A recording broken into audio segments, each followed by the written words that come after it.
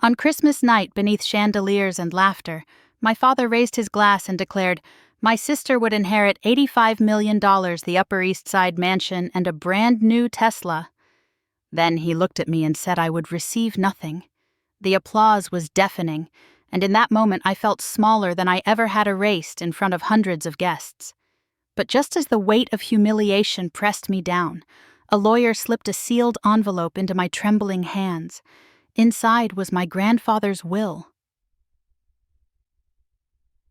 A letter that whispered I was never invisible, that everything they denied me was already mine.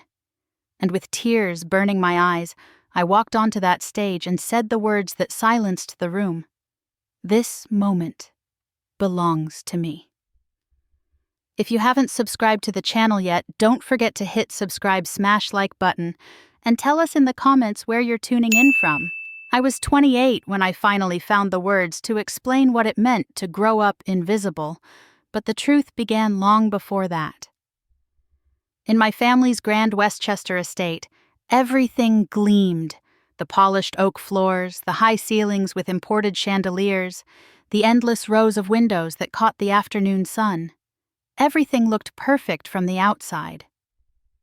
Inside, though, the air at that long oak dining table was colder than the marble floors in the foyer. My father, Robert Parker, always sat at the head of the table, his posture straight and commanding. His sharp eyes scanning over us like a judge waiting for a misstep. He was 56 then, already the respected CEO of Parker Industries, and he carried himself with the weight of someone used to being obeyed. My mother, Linda, sat to his right. She had the kind of smile people in Westchester cocktail circles admired. Polite, elegant, a smile that said we were the perfect family. But every time her eyes met mine, there was a flicker of disdain she didn't bother to hide. And then there was Madison, my sister. Even when she was just 10 years old, she was already the star of the Parker family portrait. Every conversation, every question, every ounce of pride flowed toward her like sunlight. I remember one night clearer than all the others. I was 10 years old, my heart pounding as I rushed into that cavernous dining room.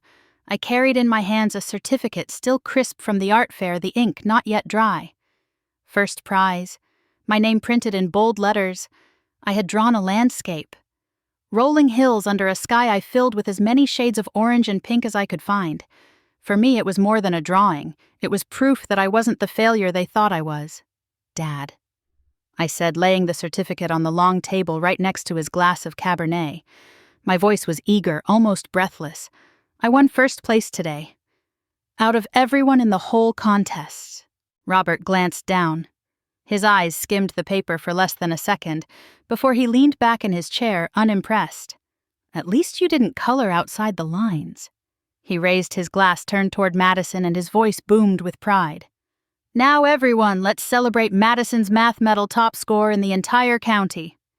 The table erupted in applause. Forks clinked against plates, glasses lifted high, voices praising my sister. My certificate sat abandoned between a breadbasket and a silver candlestick already forgotten. I stood there, still clutching the edge of the table, heat rushing to my cheeks. I wanted to disappear. My mother leaned toward Madison, brushing a hand through her glossy hair. "You see, just like your father said, you're destined for greatness." I sank back to my seat at the far end of the table. It always felt like a mile away from them. I would lean forward just to catch a piece of their conversation, but it didn't matter. My words were never wanted. The polished silverware reflected their smiles, their laughter, while my own reflection blurred into the shadows at the edge. I kept telling myself that night was just a fluke, that maybe they were too distracted to notice me, but it wasn't a one-time thing. It was the script we lived by. Madison brought home an A, and there was talk of Harvard in her future. Madison scored well at a piano recital, and we threw a dinner party. Madison joined the debate team, and there were endless toasts. Me, I learned quickly that the safest thing I could do was stay quiet, because the moment I spoke, my father's brow would tighten, my mother's sigh would fill the room, and Madison's smirk would slice through me sharper than any words. I used to sit in that chair at the very end, the one they pushed me into without thought, and rehearse lines in my head. Something funny from school. A story about a teacher praising me. I would wait for a pause, but the pause never came. They filled the air with Madison's brilliance until there was no oxygen left for me. Even at 10, I felt the weight of it pressing down. The invisible label stamped across my forehead. The dumb one. The useless one. The one who could never measure up. That night after the applause for Madison's medal died down, I stared at the forgotten certificate. My fingers itched to snatch it back, to fold it and hide it in my dresser, where no one could ever laugh at it. Instead, I left it there face up so maybe someone would remember. No one did. I ate in silence, my fork trembling in my hand, my eyes fixed on the candle flickering at the center of the table. Their laughter rang in my ears, filling every corner of that massive room until I could barely hear myself think. And in my head a voice whispered as steady as the ticking clock on the wall. From the very beginning, you were never meant to shine. You were meant to be the shadow. I sat at the end of that table, small and forgotten, and the truth settled into me like a stone. I was the extra place setting. No one noticed the background of a portrait painted only for Madison. That was the night I realized I had been cast in a role I never auditioned for. The unwanted, the invisible, the child who would never be enough. And once that label clung to me, it never let go. By the time I was a teenager, the gap between Madison and me was no longer just a feeling. It was a stage set for everyone to see. My father had made it a habit to bring her along to Parker Industries board meetings. He'd boast about her sharp mind, introduce her to partners twice her age, and pose for photos that later appeared in the business section of the New York Times. Madison would be there in polished dresses, smiling confidently, the perfect image of the next generation. And me, I was usually at home carrying trays to the living room when my parents hosted guests or scrubbing dishes in the kitchen after the laughter had died down. I wasn't invited to sit with them, not even to stand in the background for a picture.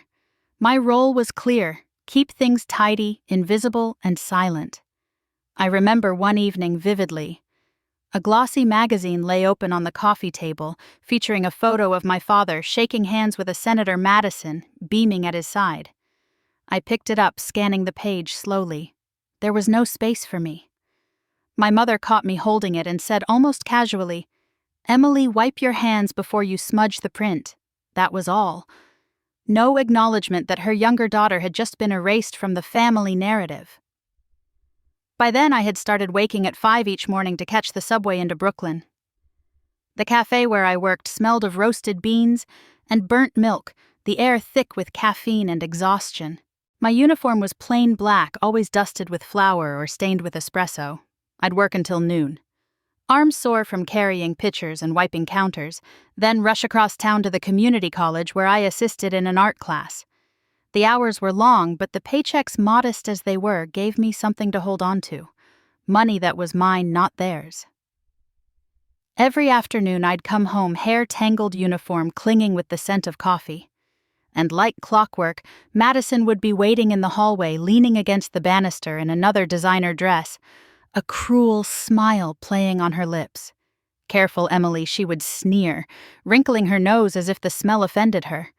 "You don't want Dad's clients to think Parker Industries smells like a greasy cafe."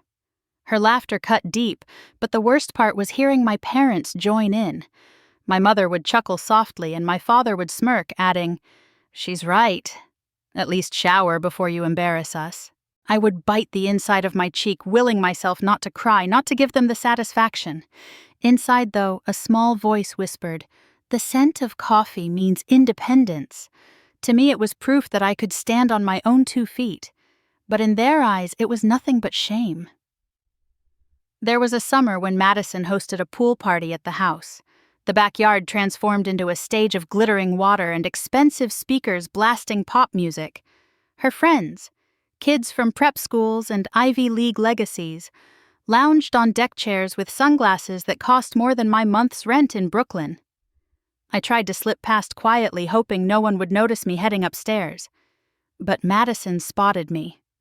"Emily, she called, her voice slicing through the music.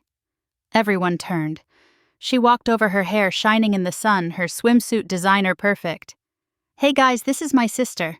She works at a coffee shop in Brooklyn. If you ever need a latte, she'll make you one." Nay. Laughter rippled around the pool. Some pretended to sip from imaginary cups, mocking me. One boy shouted, "Do you do whipped cream too?" I froze, heart-pounding, cheeks burning hot. "Nice uniform," another girl added, eyes glancing at my plain t-shirt and jeans. I looked at my parents, who were seated under a large umbrella with glasses of wine in hand. My father smirked, shaking his head. My mother raised her glass as if none of this mattered enough to stop. I wanted to scream to tell them that I worked because no one else would lift a finger for me. That my hours at the cafe paid for textbooks, my shoes, my rent. That their perfect daughter had never earned $1 outside their money. But my throat tightened and no words came out. Instead, I turned and walked back into the house, my bare feet squeaking against the tiled kitchen floor. I shut the door behind me, but the laughter followed, seeping through the glass like smoke. I leaned against the counter, fists clenched, and whispered to myself, "You don't belong here."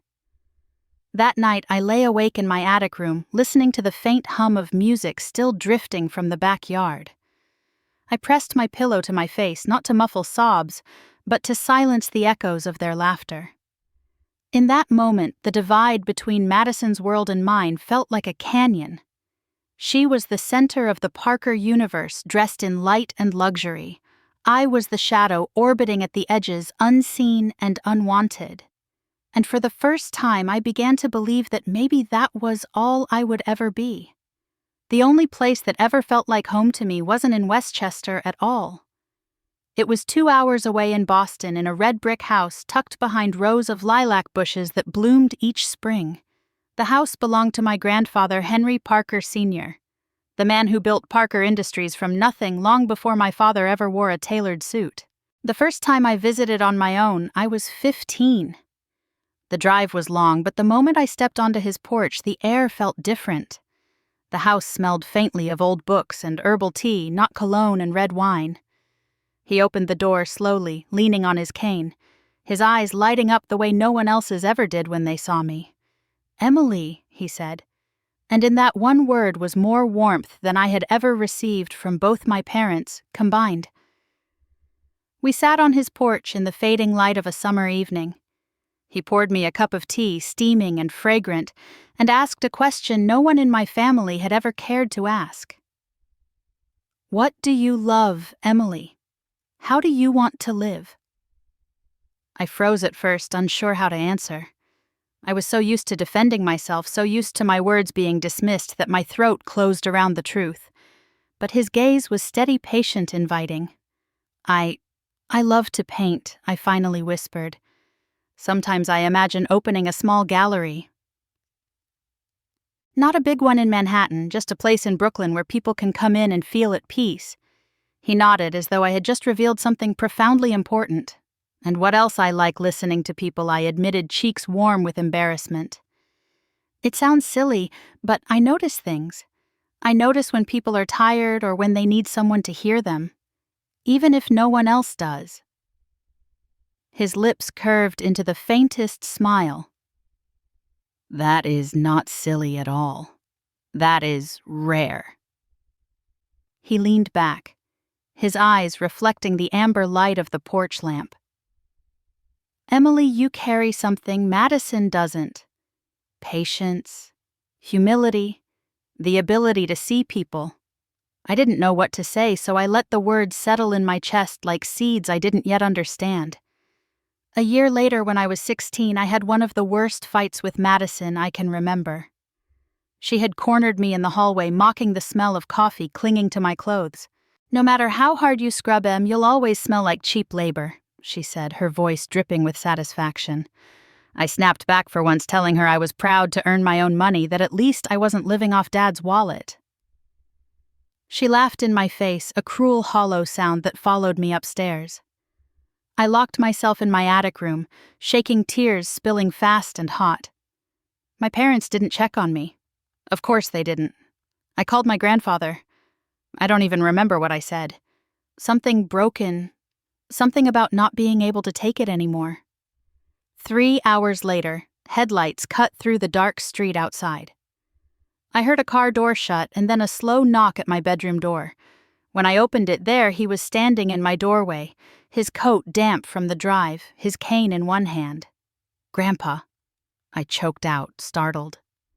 He stepped inside without a word, sat beside me on the edge of my narrow bed, and took my hand in his. His palm was warm, solid, steady. "Don't mistake their blindness for the truth," he said quietly. "They don't see you. That does not mean you are not there."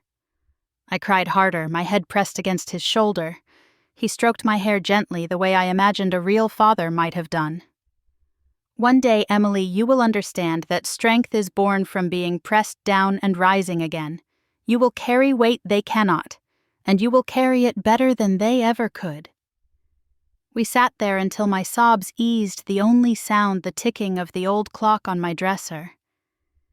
For the first time in months, I felt a kind of calm slip into me. The next morning, he drove me to school himself. As I climbed out of the car, he called after me, his voice strong despite the years etched into it. "Remember, Emily, one day you will be stronger than them all." Those words lodged deep inside me.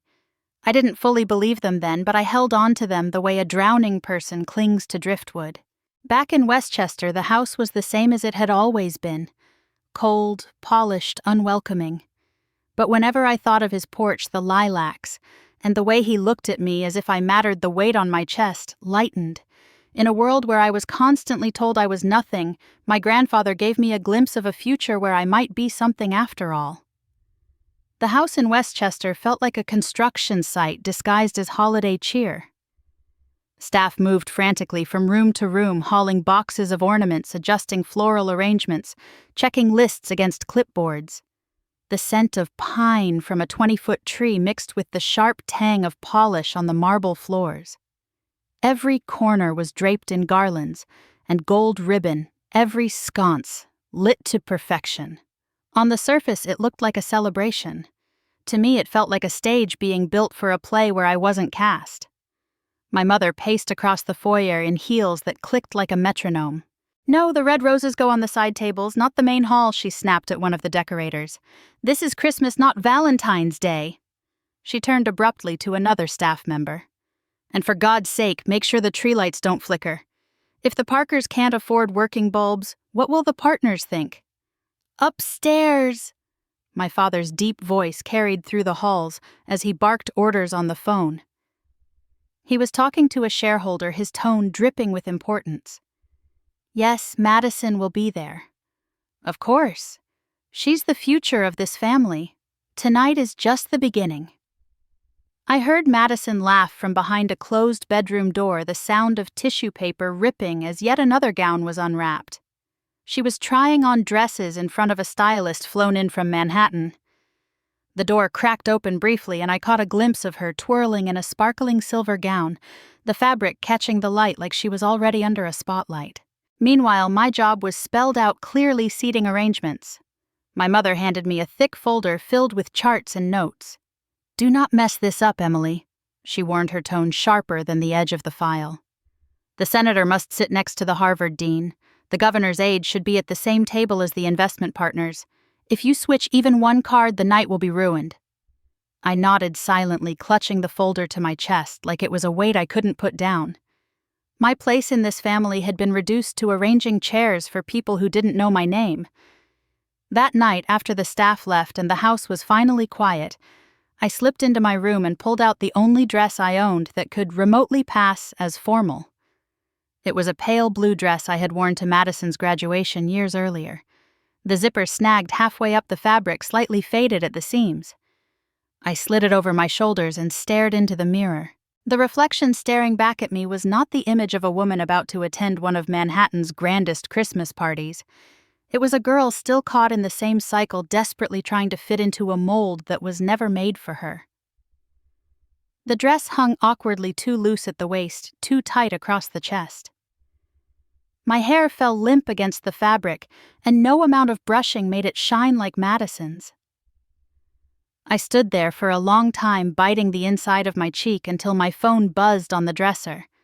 A text from Ethan lit up the screen. "Hey, I know tonight's the big night. Do you want me to come with you?" For a moment, I almost typed yes. The thought of his steady presence beside me, of his hand in mine, was tempting. But then I imagined him standing in that ballroom watching as my parents paraded Madison in front of the elite, while I hovered in the background, barely acknowledged. The shame tightened around my throat. "No," I typed back quickly. "I don't want you to see this." There was a pause before his reply came.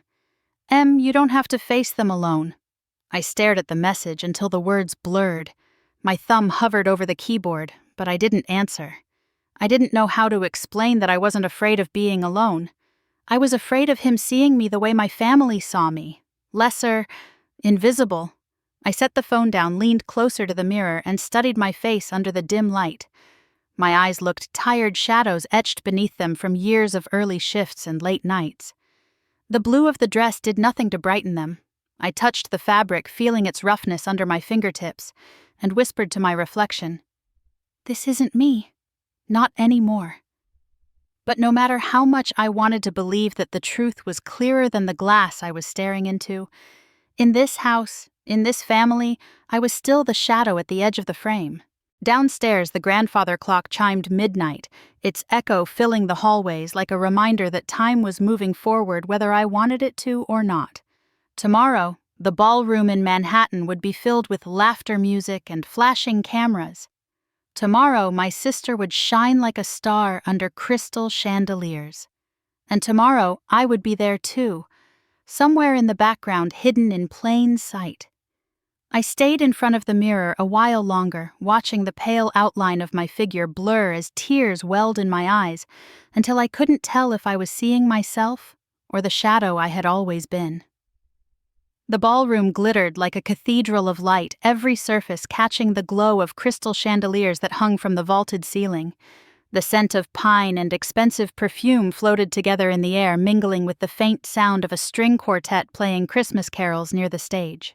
Staff in crisp uniforms hurried to and fro, carrying trays of champagne and hors d'oeuvres, while guests in fur coats and tuxedos stepped through the massive double doors, their laughter echoing beneath the gilded arches. I stood just inside the entrance, clutching the seating chart against my chest, as though it could shield me. The paper trembled in my hands. My mother had warned me not to make mistakes, and here I was responsible for making sure senators, CEOs, and deans from Harvard sat exactly where they were supposed to. I tried to focus on the names and numbers, but the noise and movement around me kept breaking through my concentration. My father swept into the room with the confidence of a man who had built an empire and expected everyone to bow to it. Robert Parker was in his element, shaking hands, clapping shoulders, introducing himself as though the entire night revolved around him. My mother glided at his side, flawless in an emerald gown, her smile sharp and dazzling. They pulled Madison along with them, showcasing her like a prized jewel, and she looked the part. Madison's silver gown shimmered under the chandeliers, her hair falling in sleek waves, her laughter ringing like bells. Everywhere she turned, people leaned closer, eager to touch her arm, to hear her voice. She moved easily from one circle of power to the next, a natural in the spotlight. I remained in the shadows. At one point, a guest brushed past me without so much as a glance, muttering about his table assignment. I smiled politely and pointed him toward his seat, though he didn't even bother to thank me. My reflection flickered briefly in the mirrored walls. My faded blue dress, my hair pulled back, simply the edges of my seating chart curling in my grip. I looked less like a guest and more like part of the staff. From across the room, I caught Madison's eye. For a brief moment, she smirked, a tiny tilt of her lips that said everything, "You don't belong here." Then she turned back to her admirers, tilting her head to catch the perfect angle for a photograph, as someone lifted their phone. I lowered my gaze, heart pounding in my chest, and forced myself to breathe. "Focus, Emily. Check the chart. Make sure everything is correct," but the names blurred together. Governor's aide, investment partner, Harvard dean, and the sound of laughter kept drowning them out. Near the bar, a woman with a notebook in hand observed quietly, She wore a simple black dress, nothing flashy, but her eyes missed nothing. I recognized her from the business section of the Times, Rebecca Hayes, the financial journalist. My stomach dropped when I saw the headline she was already sketching in her notes. Madison Parker, the future heiress of Parker Industries. The words carved into me like a blade. Future heiress. As if it had already been decided, written in ink for the world to read. I tried to step away to find a quiet corner where the music and chatter might fade, but every wall was lined with people. Every table gleamed with polished silverware and crystal glasses. Everywhere I turned, I was surrounded by reminders of where I didn't belong. At one point, a waiter accidentally brushed against me, nearly knocking the seating chart from my hands. "Sorry, miss," he murmured quickly. I caught the papers before they fell nodding, realizing with a pang that I looked more like him than like my sister shining across the room.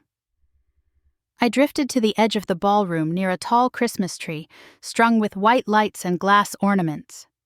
From there, I had a clear view of the stage, the sea of gowns and tuxedos, and my family basking in admiration.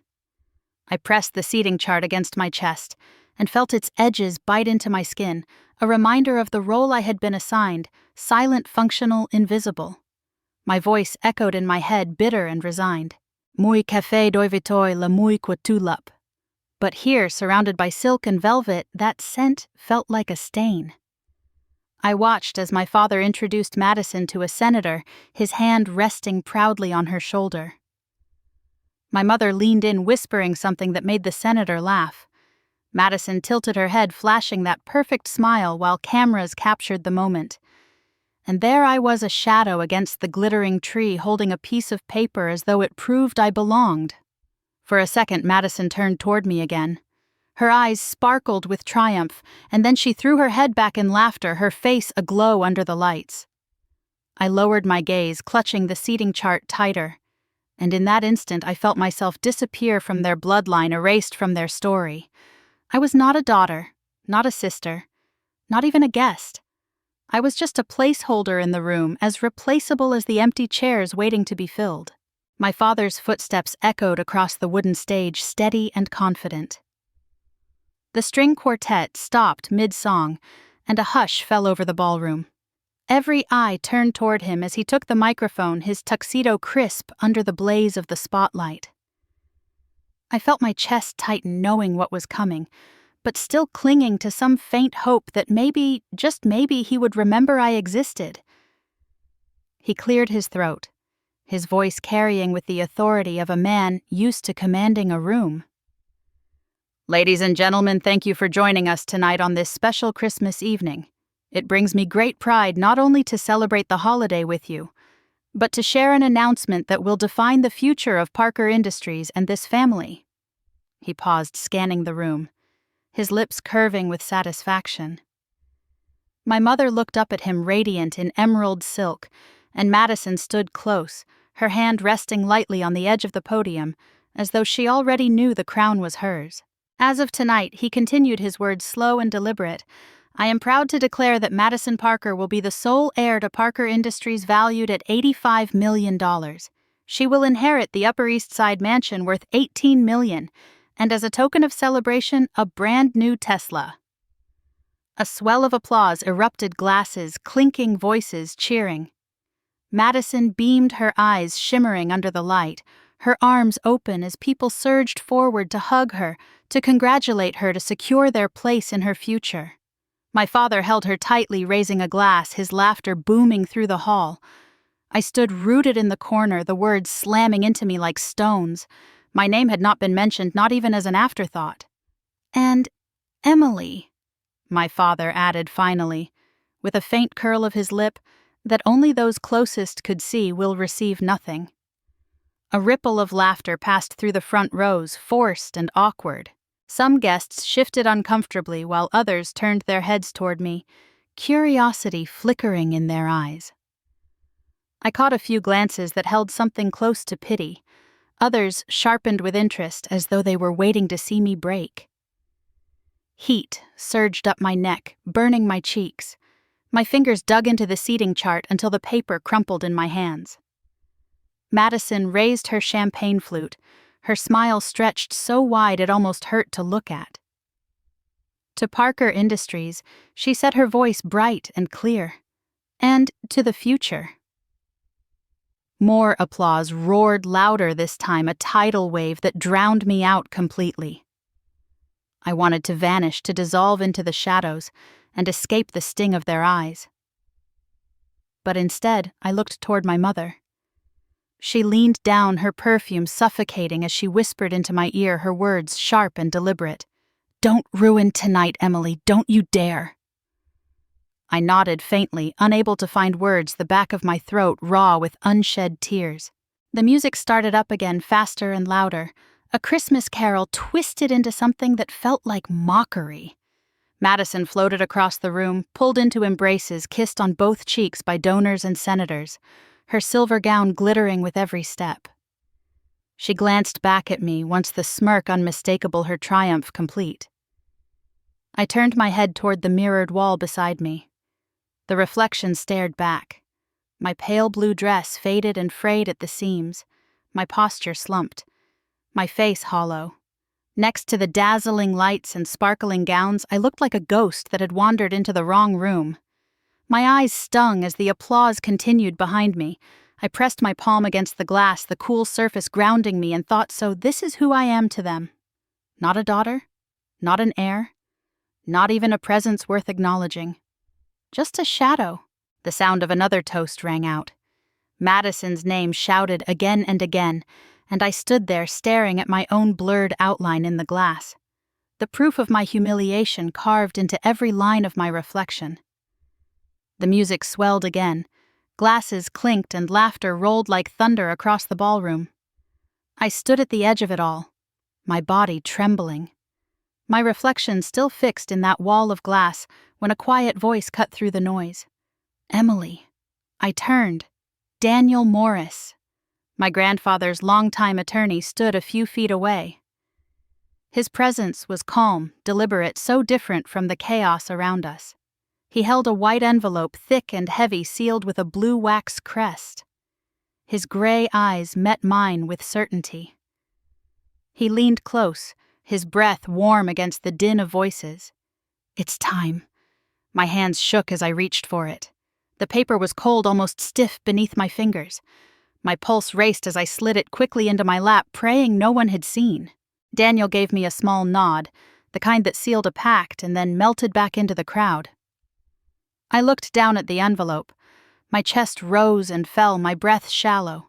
The sounds of the party muffled as if I were underwater. I hesitated, terrified of what it might hold. Terrified that it might be nothing, or worse, a confirmation of everything they'd always told me, that I was worthless. With trembling fingers, I broke the seal. The sound of tearing wax roared in my ears, louder than the carols, louder than the applause. Inside lay a thick stack of documents. My eyes caught the bold header first, Last Will and Testament of Henry Parker, Sr. My throat tightened. Each page bore the heavy embossed seal of the state of New York, the notary's signature inked in dark blue. I scanned frantically, words blurring until one line stopped me cold. Bequeathed to my granddaughter Emily Parker, 51% of Parker Industries. My breath caught. I turned the page. A detailed list of trust funds, accounts that stretched across banks, I recognized from headlines. My name appeared again and again, printed clearly in black ink. Emily Parker, sole inheritor of the Upper East Side mansion, appraised at $18 million. My vision blurred as tears welled. I pressed a fist to my mouth, afraid I would sob out loud and draw attention. I forced myself to keep reading my fingers, leaving faint creases on the crisp pages. Tucked behind the legal documents was a single handwritten letter. The paper was yellowed at the edges. The ink faded slightly, but I recognized the steady, firm strokes instantly.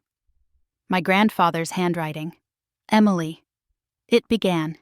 If you are reading this, it means the moment has come. You have lived in the shadows and they have mocked you for it.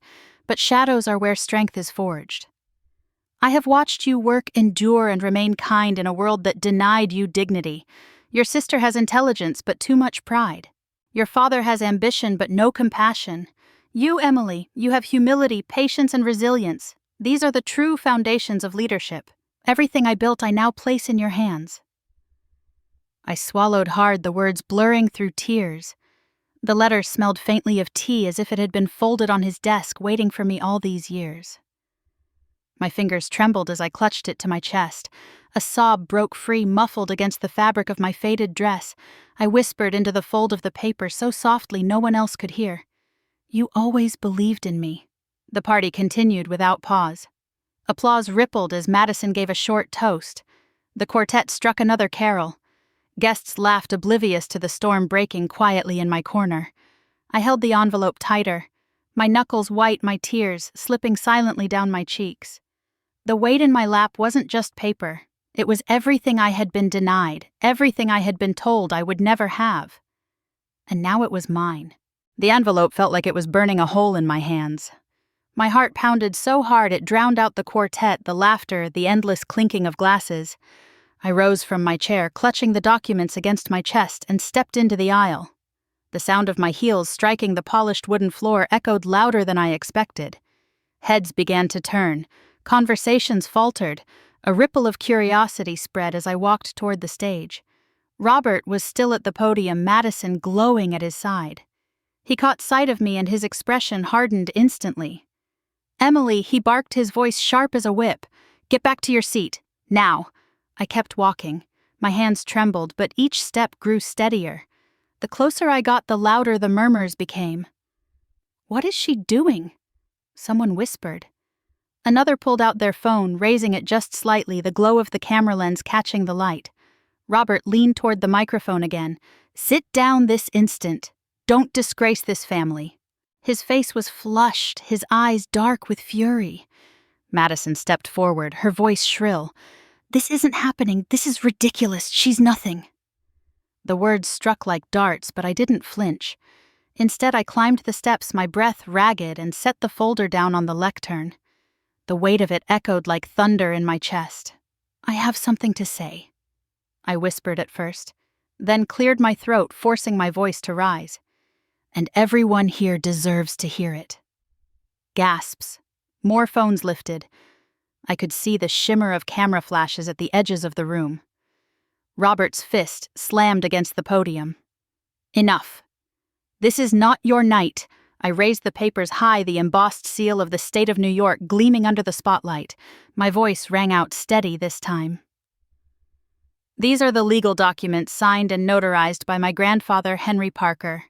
51% of Parker Industries, the Upper East Side mansion, trust accounts, and his handwritten letter declaring that the future of this family belongs to me." The ballroom erupted into chaos. Some guests gasped audibly, others clutched their pearls, or whispered furiously to the person beside them. I caught sight of two men in suits pulling out their phones, already dialing lawyers. Another guest, a woman in diamonds, snapped a quick photo before lowering her camera, her mouth open in shock. Madison's face drained of color. "No," she screamed, her voice breaking. "No, that's not true. She doesn't deserve this."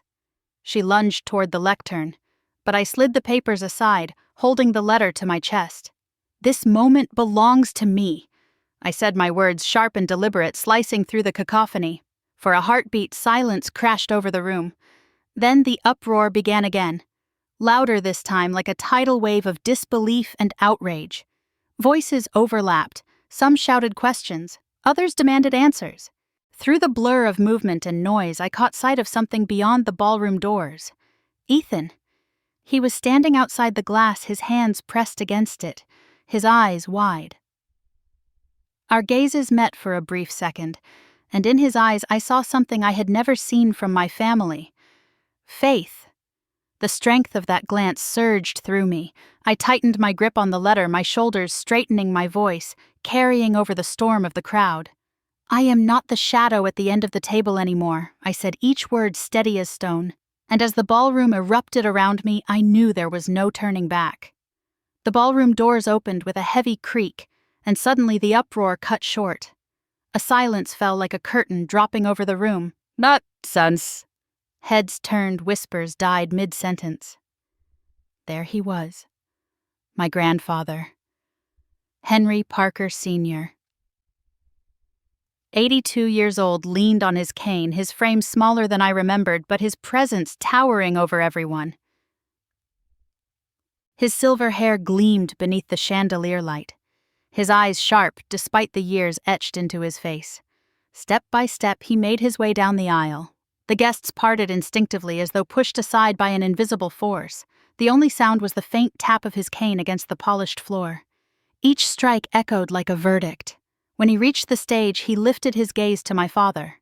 His voice, though, measured and calm, carried across the entire hall. "I signed those papers, Robert, and I knew exactly what I was signing." A ripple of shock moved through the crowd. My father stiffened his jaw, tightening his hand, curling into a fist at his side. Henry's gaze didn't waver. "You built wealth, Robert, but in the process you abandoned people. You let numbers replace compassion. Parker Industries was never meant to be just a ledger." My mother shifted uncomfortably, glancing at the audience, her practiced smile faltering. Madison stood frozen, her chest rising and falling quickly, her eyes darting between our grandfather and the guests. Henry turned, then his eyes settling on Madison. His voice softened, but cut no less deep. "You are talented, Madison. No one denies that. But talent without humility becomes arrogance, and arrogance will destroy you faster than failure ever could." Madison's lips parted as if to protest, but no sound came out. Her hands gripped the edge of the podium so tightly her knuckles turned white. Finally, Henry faced me. His eyes softened, the lines at their corners deepening as he reached out with a trembling hand. His palm rested firmly on my shoulder. The weight of it steadied me more than anything else had all night. "Emily," he said, his voice carrying the weight of decades. "You understand the true value of Parker Industries. Not power, not prestige, but people. That is why I chose you." The words struck through me like light breaking open a dark room. For a moment I forgot about the eyes watching us. The phones raised the murmur of the crowd.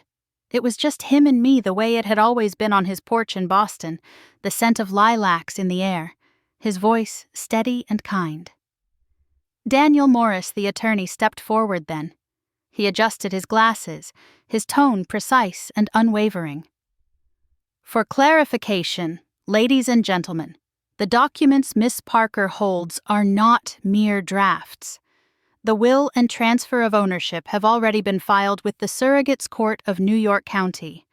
They are legally binding and enforceable." Gasps scattered through the crowd. A man near the front muttered, "Filed already." Another clutched his phone tighter, whispering into it with urgency. At the far right of the room, a young woman stood up. I recognized her immediately. Grace Miller, a mid-level employee at Parker Industries. I remembered overhearing Madison mock her once for wearing department store shoes. Grace's hands trembled as she began to clap. The sound was soft at first, almost hesitant. A few heads swiveled toward her in disbelief, but then another clap followed. Then another. Someone else joined in from the back, their palms meeting louder, more assured. The applause spread, building momentum like a storm rolling in from the horizon. The hesitant rhythm became a surge, filling the room, echoing off the mirrored walls and gilded ceilings. People rose to their feet, not all at once, but in waves, until the ballroom was alive with the thunder of hands coming together. I stood there in the center of it, my grandfather's hand still steady on my shoulder, my chest rising with something I hadn't felt in years. Vindication. For once, the sound wasn't for Madison. It was for me. My father's face turned the color of wine, his jaw tight enough to crack a tooth. Without a word, he yanked the microphone cord so hard it nearly snapped, then tossed it aside. "This is outrageous," he hissed, his voice trembling with rage. His gaze swept over the crowd, searching for someone. Anyone to take his side. But no one moved. For the first time in my life, Robert Parker looked small. He straightened his jacket, muttered something under his breath, and stormed off the stage. The ballroom doors slammed behind him with a hollow thud. My mother lingered a beat longer, her eyes darting between me and the guests. She forced a thin smile, the kind she wore at charity galas, but her mask cracked at the edges. Slowly, with her heels clicking in uneven rhythm, she followed him out. All that was left was Madison. She stood rooted in place, her silver gown trembling with every breath. Her eyes glistened not with the shine of victory, but with tears she fought to hold back. She opened her mouth as if to speak, then closed it, her chest rising in shallow gasps. For once, Madison Parker had no words. The silence didn't last long. From the corner of the room, Rebecca Hayes lifted her phone, thumbs flying across the screen. Her voice carried clearly as she spoke into her recorder. Christmas scandal at Parker Industries. The heir no one expected takes center stage. She looked at me over the top of her phone, her expression unreadable, but her eyes sparking with the thrill of a story too good to miss. The crowd began to stir. Investors whispered furiously to one another. Some craned their necks to watch the doors my parents had vanished through, as if waiting for them to return with reinforcements. Others leaned forward, studying me with cautious interest. Employees. Faces I recognized from company functions where I had been invisible, let out audible sighs of relief. A few even exchanged quiet smiles. Then a chair scraped loudly against the floor. A man rose from one of the front tables. He was tall, broad-shouldered, his salt and pepper hair gleaming under the chandeliers. I knew him by sight. Charles Whitmore, one of the company's oldest shareholders, a man whose vote carried weight far beyond the balance sheet. He looked directly at me, his voice steady but loud enough to carry through the hall. "I vote for Emily." The words rang out like a hammer striking iron. For a moment the room froze. Then slowly at first others began to stand. One by one voices joined, repeating his declaration. "I vote for Emily. Emily has my support. She's the future." The applause that followed was different from the chaos earlier. It was measured, deliberate, growing stronger with each clap until it thundered through the ballroom. Hands came together not out of courtesy, not for show, but with conviction. I stood at the center of it all, my grandfather's hand still firm on my shoulder, my pulse racing as the noise washed over me. For years I had been the forgotten one, the invisible daughter shoved to the corner of the table. Now strangers, people who had once overlooked me, were rising to their feet, their voices aligning with mine. I glanced at Madison. She remained frozen, her lips trembling, her eyes wet. She looked around desperately for support, but none came. Even her closest admirers avoided her gaze, their loyalties shifting with the tide. Rebecca scribbled furiously in her notebook. "The empire shifts," I heard her murmur. I tightened my grip on the folder of documents, feeling the weight of every page, every signature. My grandfather leaned close. His words meant only for me. "Do you hear that, Emily? That sound belongs to you now." The applause rolled on, steady and unrelenting, until it felt less like celebration and more like a verdict. And in that moment I understood. The world I had been excluded from was no longer theirs to control. It was mine to define. The ballroom slowly emptied, the echo of applause fading into the hum of the city outside. Waiters cleared half-finished glasses of champagne, the smell of pine and spilled wine hanging heavy in the air. I remained near the window with my grandfather, the lights of Manhattan stretching endlessly beyond the glass. He leaned back in his chair, cane resting against the frame, his breathing steady but slower now. His eyes reflected the cityscape, and for a moment he looked not like the titan who built an empire, but simply my grandfather, the man who always asked me what I loved. "Emily," he said softly, his voice rough with fatigue, yet certain this is only the beginning. "Harder days are coming. But remember this, you walked the right path tonight." I turned toward him, the weight of the folder still pressing against my lap. My heart swelled with something I hadn't allowed myself to feel in years. Pride. Not the empty kind my family chased, but something deeper earned through years of surviving their silence. For the first time, I realized I didn't crave my father's approval or my mother's polite smile or Madison's reluctant nod. I didn't need them anymore. The hole I had carried inside me, carved by years of being invisible, no longer ached for their attention. The ballroom doors opened quietly. I looked up and saw Ethan. His suit jacket was slightly wrinkled, his tie loosened as though he had rushed here without caring how he looked. His eyes searched the room until they found me. He crossed quickly, weaving past the last of the guests, and came to my side. Without a word, he took my hand. His palm was warm, steady, grounding me in a way nothing else could. "I've always believed in you," he said, his voice low, meant for me alone. His eyes locked onto mine, and I knew he wasn't just talking about tonight. He meant every long shift I worked, every night I came home exhausted, every time I had doubted myself. He had seen me when no one else had. A lump rose in my throat. For a moment I couldn't speak, couldn't even breathe. I squeezed his hand, the pressure saying what words couldn't thank you for seeing me. Behind us, my grandfather smiled faintly, his eyes crinkling at the corners. "Good," he murmured, as if he had been waiting to witness this moment. I turned back to the window. The skyline blazed with light towers piercing the winter sky. Streets below pulsing with life.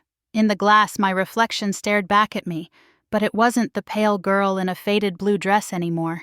My shoulders were straighter, my eyes clearer, my face steadier.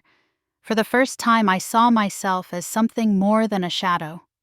And in that quiet pause with the city glowing beyond the glass and Ethan's hand in mine, I understood. I was no longer defined by what my family had denied me. I was defined by what I was ready to build. The streets of Brooklyn were slick with rain when I stepped out of the cab, the city humming with its usual restless energy. Neon lights glowed on puddles, horns blared in the distance, and a man on the corner sold roasted chestnuts to people hurrying home with bags tucked under their coats. I climbed the worn stairs to my apartment, the smell of coffee drifting from the cafe downstairs, the one where I'd once poured lattes before dawn. Inside the apartment was small, a single bedroom with creaking floors and walls thin enough to hear my neighbor's TV. But it was mine. Every piece of furniture had been carried up by my own hands, every corner paid for with hours behind a counter or stacking shelves. Tonight, though, it felt different. Less cramped, less fragile. I set the folder on the kitchen table, the edges of the papers still sharp beneath my fingertips. My coat dripped onto the floor, but I didn't bother hanging it. My hands shook as I pulled out the stack of documents again, spreading them across the table.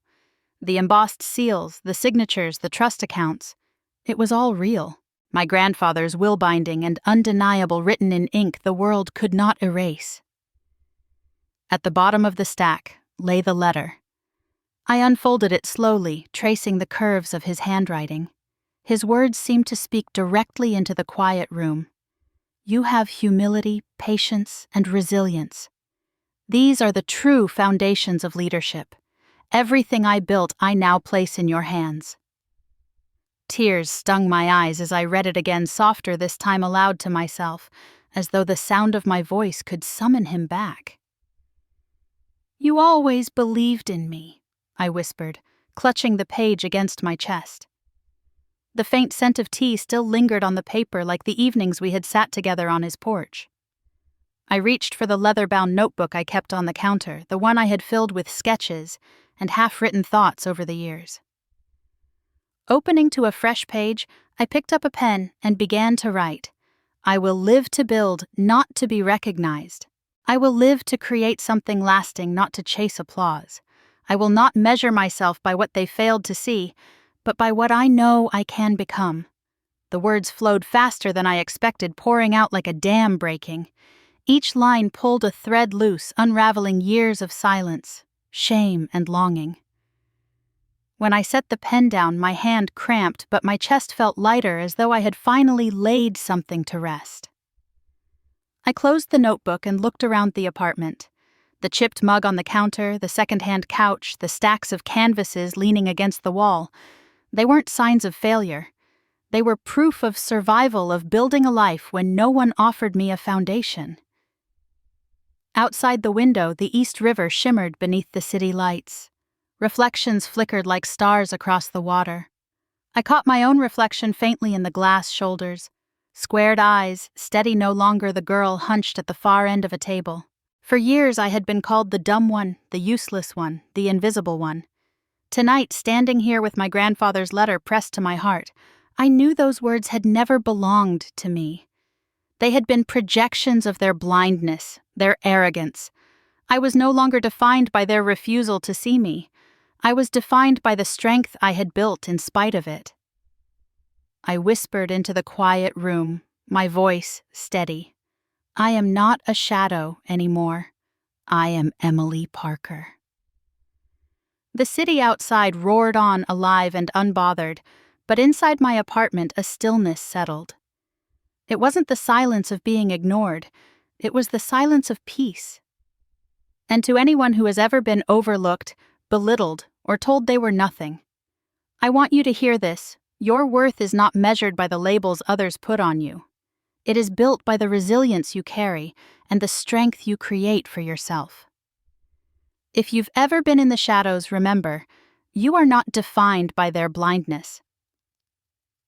You are defined by the light you choose to build. And when your moment comes, take it, because your story matters. Tell me in the comments if you've ever felt invisible in your own family or if someone once underestimated you. Share your story. You never know who might need to hear it tonight. And if you want to walk this journey with me, don't forget to subscribe. There are more stories waiting for you here, because this is not the end. This is the beginning.